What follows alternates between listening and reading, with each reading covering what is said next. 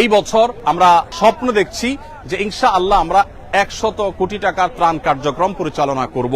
20,000 ফ্যামিলির জন্য শুকনো খাবার, 70,000 ফ্যামিলির জন্য চাল ডাল ইত্যাদি, আর 70,000 ফ্যামিলির জন্য 25 কেজি করে চাল।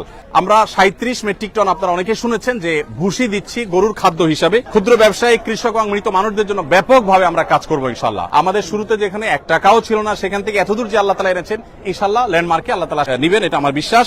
সুপ্রিয় দর্শক শ্রোতা ভাই বোন, ত্রাণ এবং পুনর্বাসন কার্যক্রম 2024 আসন্না ফাউন্ডেশনের তরফ থেকে যে মহাকর্মযজ্ঞ চলছে, আমরা গত 4 দিন যাবত টানা আপনারা দেখছেন যে ত্রাণ প্যাকেজিং এর কাজে ব্যস্ত আছি। প্রতিদিন প্রায় 1,500 থেকে 2,000 মানুষ আমাদের এই মহাকর্মযজ্ঞে অংশগ্রহণ করছেন এবং তারা সকাল 7টা থেকে নিয়ে রাত 10টা পর্যন্ত এই পুরো সময় জুড়ে প্যাকেজিং এর কাজে ব্যস্ত থাকছেন এবং এটাকে আবার বিতরণ করবার জন্য অনেকগুলো টিম আমাদের প্রত্যেকটা জেলায়, অর্থাৎ বন্যা দুর্গত প্রত্যেকটা জেলা তারা কাজ করে চলেছে।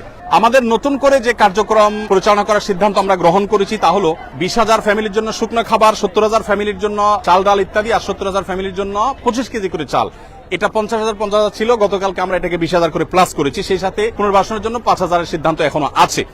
সেই সাথে আমাদের যে নতুন করে যে জিনিসগুলো আমরা যুক্ত করেছি সেটা হলো যারা ছোটখাটো ব্যবসা করেছেন এবং ক্ষতিগ্রস্ত হয়েছেন তাদেরকে আমরা পুঁজি দিয়ে তাদের ব্যবসা আবার দাঁড় করাবার জন্য আমরা সহযোগিতা করতে চাই। কোনো ক্ষুদ্র ঋণ নয়, কোনো সুদ বা সুদমুক্ত সুদযুক্ত কোনো ঋণ নয়। আমরা তাদেরকে স্রেফ সরাসরি ডোনেশন দিয়ে তাদেরকে আমরা তাদের ব্যবসাটাকে পুনর্গঠন করবার জন্য সহযোগিতা করতে চাই। কৃষক ভাইরা যারা ক্ষতিগ্রস্ত হয়েছেন তাদেরকে আমরা 2022-এর বন্যায় 1,000 কৃষককে 5,000 করে টাকা আমরা দিয়েছি। এবছর আমরা পরিকল্পনা করেছি কৃষক ভাইদেরকে কাউকে 5,000, কাউকে 10,000, ক্ষতির রেশিও অনুযায়ী হয়তো আমরা ইনশাআল্লাহ সহযোগিতা করব। কৃষক ভাইদের সহযোগিতাটা বিভিন্নভাবে হতে পারে। একজন মানুষ 2টা গরু পালতেন বা 1টা গরু পালতেন, গরুটা মারা গেছে, আমরা তাকে বাছুর কিনে দিব যাতে করে তিনি আবার শুরু করতে পারেন। সেই সাথে যারা মারা গেছেন অথচ ফ্যামিলিটা তার উপরে নির্ভর করত, আমরা তাদেরকে ইনশাআল্লাহ তাদের ফ্যামিলির সদস্যদেরকে স্বাবলম্বী হওয়ার জন্য একটা উপায় আমরা বের করে দেব ইনশাআল্লাহ তাআলা। তাহলে নতুন করে আমাদের ক্ষতিগ্রস্ত ক্ষুদ্র ব্যবসায়ী, কৃষক এবং মৃত মানুষদের পরিবারদের জন্য আমরা ইনশাআল্লাহ বিশেষভাবে পুনর্বাসন কার্যক্রম পরিচালনা করব। সর্বসাকুল্যে আমরা যেটি ভাবছি তা হলো আসন্না ফাউন্ডেশনের তরফ থেকে এই বছর আমরা স্বপ্ন দেখছি যে ইনশাআল্লাহ আমরা 100 কোটি টাকার ত্রাণ কার্যক্রম পরিচালনা করব। ইতোমধ্যে আমাদের খাদ্য সামগ্রী ইত্যাদি প্রায় 2 থেকে 2,500 মেট্রিক টন ইতোমধ্যে বিতরণ করার পরিকল্পনা চূড়ান্ত হয়ে গেছে। এটা বিতরণ হওয়ার পথে, বিতরণ হবে ধীরে ধীরে, কিন্তু চূড়ান্ত হয়ে গেছে। এর বাইরে ক্ষুদ্র ব্যবসায়ী, কৃষক এবং মৃত মানুষদের জন্য ব্যাপকভাবে আমরা কাজ করব ইনশাআল্লাহ এবং স্থায়ীভাবে বন্যা পরবর্তী যে পদক্ষেপগুলো সেগুলো নেওয়ার জন্য আমরা কিছু ব্যবস্থা গ্রহণ করব, কিছু ইকুইপমেন্ট নেব যেগুলো পরবর্তীতে আমাদের কাজে আসবে। যেমন ফেনীতে আমরা দেখেছি যোগাযোগ ব্যবস্থা ভেঙে পড়েছে, অথচ আমাদের ওয়াকিটকি ছিল না, আমরা সেগুলো ইনশাআল্লাহ করব। তো সর্বসাকুল্যে আমরা যেটি স্বপ্ন দেখছি তা হলো 100 কোটি টাকার ত্রাণ কার্যক্রম ইনশাআল্লাহ সুন্নাহ ফাউন্ডেশন থেকে ইনশাআল্লাহ এবছর আমরা পরিচালনা করব। ওলামা একরাম অনেকে এসেছেন আমাদেরকে কাজ করবার জন্য। উনি গত 3 দিন যাবত মাশাআল্লাহ ত্রাণ কাজে সহযোগিতা করছেন। সাইফুল্লাহ ভাই তো প্রথম দিন থেকে, শুক্রবার থেকে শুরু করেছেন, প্রতিদিন অসুস্থ শরীর নিয়ে তিনি আসছেন এবং সহায়তা করছেন আলহামদুলিল্লাহ। আমরা আপনাদেরকে জানিয়ে রাখতে চাই প্রিয় দর্শক, আমরা 37 মেট্রিক টন, আপনারা অনেকে শুনেছেন যে ভুসি দিচ্ছি গরুর খাদ্য হিসাবে এবং স্যানিটারি ন্যাপকিন থেকে শুরু করে নিয়ে বাচ্চাদের জন্য প্রয়োজনীয় জিনিসপত্র দিচ্ছি এবং নতুন করে আমরা বেশ কিছু কাপড় চোপড় দিচ্ছি।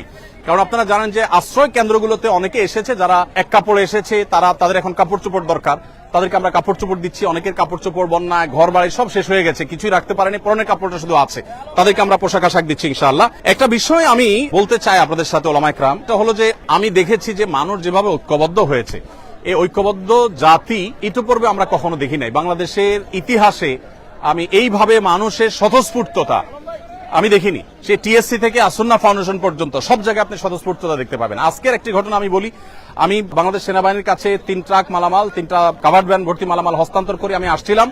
একটা অটো রিকশার পেছনে দেখলাম লেখা আছে একটা কাগজে, বন্যার্তদের পাশে দাঁড়ান। আমি চিন্তা করলাম একজন অটো রিকশা চালক তিনি কোন জায়গা থেকে এটা অ্যারেঞ্জ করেছেন এবং নিচে লেখা আছে যে আহ্বায়ককে অটোরিকশা চালক, তার মানে এটা তার উদ্যোগে, কেউ লাগায়নি। মানে তিনি চিন্তা করেছেন আমি আর কিছু করতে না পারি, আমার রিকশার পেছনে একটু মানুষকে আহ্বান করে আমি বন্যার্তদের পাশে দাঁড়ানোর জন্য চেষ্টা করি। দেখুন, এইরকম স্বতঃস্ফূর্ত প্রচেষ্টা আসন্না ফাউন্ডেশনের বিভিন্ন প্রতিষ্ঠান থেকে বিভিন্ন ব্যক্তিবর্গ একের পর এক আসছেন এবং সহযোগিতা তারা দিচ্ছেন। আমার বিশ্বাস যে এইভাবে যদি আমরা ঐক্যবদ্ধ থাকি তাহলে শুধু লিডারশিপের প্রয়োজন হবে। এদেশের মানুষ যেভাবে ঐক্যবদ্ধ, এদেশের মানুষ যেরকম কল্যাণকামী একজনের বিপদে আরেকজন ঝাঁপিয়ে পড়ছে, বিশেষ করে জাতীয় দুর্যোগে যেভাবে সবাই ঝাঁপিয়ে পড়ছে, যদি আমাদের সেরকম লিডারশিপ থাকে তাহলে আমার মনে হয় আর কোনো কিছুরই প্রয়োজন হবে না এবং এই জাতিকে পৃথিবীর সবচেয়ে শক্তিশালী জাতিতে পরিণত করতে পারবে ইনশাআল্লাহ তাআলা। যেটি আমি বলছিলাম যে আমাদের ত্রাণ কার্যক্রম পরিচালনার জন্য আলহামদুলিল্লাহ গতকালকে আমাদের এখান থেকে 13টি ট্রাক চলে গেছে ফেনী, কুমিল্লা, নোয়াখালী, লক্ষ্মীপুর এই জেলাগুলোতে। আজকে 3টা কাভার্ড ভ্যান আমরা বাংলাদেশ সেনাবাহিনীর কাছে হস্তান্তর করেছি, সেটা অন দা ওয়ে আছে এবং ইনশাআল্লাহ আগামীকাল সকালে সেটা বিতরণ হবে। তার একটা ট্রাক বিতরণ হবে সিলেটে বন্যা দুর্গত এলাকায়, আর একটা চট্টগ্রামে, আর একটা কুমিল্লাতে। ফেনীতে আমরা 3টা ট্রাক মাল সেনাবাহিনীর কাছে গত পরশুদিন হস্তান্তর করে আসছি।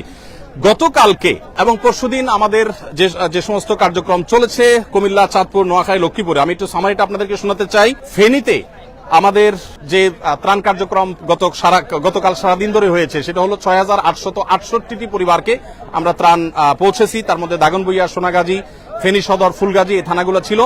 আর নোয়াখালীতে 4430 ত্রাণের প্যাকেট আমরা পৌঁছিয়েছি কবিরহাট, সেনবাগ, কোম্পানিগঞ্জ এবং বেগমগঞ্জে। সেই সাথে কুমিল্লাতে আমরা 4920 প্যাকেট ত্রাণ বিতরণ করেছি লাঙ্গলকোট, 14 গ্রাম, বুড়িচং, কুমিল্লা সদর, লাকসাম এবং মনোহরগঞ্জে। লক্ষ্মীপুরে আমরা 1600 ত্রাণের প্যাকেট বিতরণ করেছি কমলনগরে এবং চাঁদপুরে আমরা ফরিদগঞ্জে 1650টি প্যাকেট আমরা বিতরণ করেছি। সর্বসাকুল্যে এই কয়েকটা জেলা আমরা গতকালকে 19,468 গতকালকে এবং পরশু হয় কিছু ছিল সম্ভবত 19,468 প্যাকেট আমরা বিতরণ করেছি। আর এর বাইরে সেনাবাহিনীর মাধ্যমে যে সমস্ত এলাকা আমরা যেতে পারছি না, যেমন ছাগলনাইয়া, পরশুরাম থানা, ফেনীর এবং যে সমস্ত জেলাতে আমরা যেতে পারছি না, সেগুলোতে বাংলাদেশ সেনাবাহিনীর মাধ্যমে আমরা পৌঁছে দিচ্ছি। তো আমি আবার আপনাদেরকে বলে রাখতে চাই যে আসুন্নাহ ফাউন্ডেশন থেকে আলহামদুলিল্লাহ আমরা এবছর 100 কোটি টাকার ত্রাণ এবং পুনর্বাসন করার পরিকল্পনা হাতে নিয়েছি। আমাদের শুরুতে যেখানে 1 টাকাও ছিল না সেখান থেকে এতদূর যে আল্লাহ তাআলা এনেছেন, ইনশাআল্লাহ ল্যান্ডমার্কে আল্লাহ তাআলা আমাদেরকে নিবেন, এটা আমার বিশ্বাস। আর সেই সাথে একটা নতুন তথ্য দিয়ে রাখি, আমাদের ত্রাণের প্যাকেটগুলোতে আমরা এখন থেকে একটা ত্রাণ দেওয়ার সময় যারা আমাদের মুসলিম ভাইরা আছেন তাদের জন্য আমরা একটা কাগজ লিফলেট দিয়ে দিচ্ছি। লিফলেটটাতে দুই পিঠে 2টা লেখা আছে। একটা লেখা হলো একজন ভালো মুসলিম হতে করণীয় কি। আমাদের অনেক মুসলমান আছে কিন্তু ভালো মুসলমান নাই। ভালো মুসলমান হতে করণীয় কি, এই লিফলেটটা আমরা ত্রাণের প্যাকেটের সাথে দিব। সেই সাথে অপর পিঠে লেখা আছে বিপদে মুমিনের করণীয় কি। বিপদগ্রস্ত মানুষ ডিপ্রেশনে থাকে, মানসিকভাবে তারা কষ্টে থাকে, তো সেই কষ্ট যেন লাঘব হয় সেজন্য আমি ইনশাআল্লাহ তাদেরকে এটা দিব এবং চাচ্ছি যে এটা পড়ে তারা তাদের ডিপ্রেশন, দুশ্চিন্তা দূর করুক। অনেকে দুশ্চিন্তা করছিলেন দুর্গম এলাকাগুলোতে ত্রাণ নিয়ে। আমি আজকে বাংলাদেশ সেনাবাহিনীর সিওডিতে, ঢাকা সিওডিতে সেনা ক্যাম্পে আমি গিয়েছি। সেখানে যেই পরিমাণ কর্মযোগ্য সেনাবাহিনী করছে সেটা আমি দেখে অভিভূত। 22-এর বন্যায় সেনাবাহিনীর কাজ আমি দেখেছি এই সিওডিতেই, বাট সেই তুলনায় অনেক গুণ বেড়েছে। শুধু সেনাবাহিনীর নয়, সাধারণ মানুষও এত বেশি মালামাল নিয়ে আসছে যে ইতিপূর্বে এত মালামাল আমি সিওডিতে আনতে দেখিনি। আমাদের ট্রাকগুলো দীর্ঘ সিরিয়াল ছিল, অনেকগুলো ট্রাক এবং লরি ছিল, সেগুলো একটা একটা করে পার হওয়ার পর আমাদের ট্রাকগুলো ঢুকলো। তার মানে ব্যাপকভাবে ত্রাণ কার্যক্রম পরিচালনা হচ্ছে এবং সেনাবাহিনীর কাজই হলো দুর্গম জায়গায় যাওয়া, আর আমরা যেখানে যেতে পারছি সেখানে যাচ্ছি। আলহামদুলিল্লাহ সব মিলিয়ে আমি বিশ্বাস করি যে এই কষ্ট দূর হতে খুব বেশি সময় লাগবে না, এটা দূর হয়ে যাবে। আল্লাহ তাআলা আমাদের সবাইকে অভাবী দুস্থ মানুষদের পাশে যেরকম আমরা দাঁড়াচ্ছি, বন্যার সময় ধনী দরিদ্র সব সমান হয়ে গেছে। আমি ধনী দরিদ্র যারা আছেন তাদের সবার জন্য আমি শুভকামনা করছি, আল্লাহর কাছে দোয়া করছি আল্লাহ তাআলা আমাদের সবার কষ্ট দূর করে দিন। বন্যার সময় বিশেষ করে অনেক সচ্ছল মানুষও যে কষ্টে আছেন সেই কষ্টটা লাঘব করার জন্য এখন আমাদের প্রত্যেককে যার যার জায়গা থেকে কষ্ট করা দরকার এবং পরিশ্রম করা দরকার। জাযাকুমুল্লাহ খাইর। আল্লাহ তাআলা আমাদের সবাইকে আর্ত মানবতার সেবায় নিজেদেরকে নিয়োজিত করার তৌফিক দান করুন। আমি আবারও বলছি, বাংলাদেশে মানুষ যেভাবে একতাবদ্ধ হয়েছে ভালো কাজের জন্য, প্রয়োজন ভালো লিডারশিপ। আল্লাহ আমাদেরকে সেটা তৌফিক দান করুন। জাযাকুমুল্লাহ খাইর।